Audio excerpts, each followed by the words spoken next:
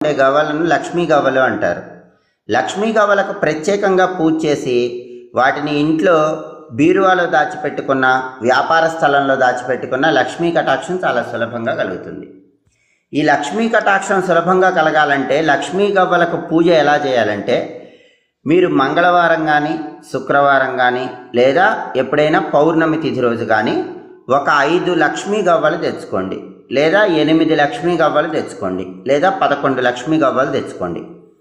ఆ లక్ష్మీ గవ్వల్ని ఆవు పాలతో కడగండి.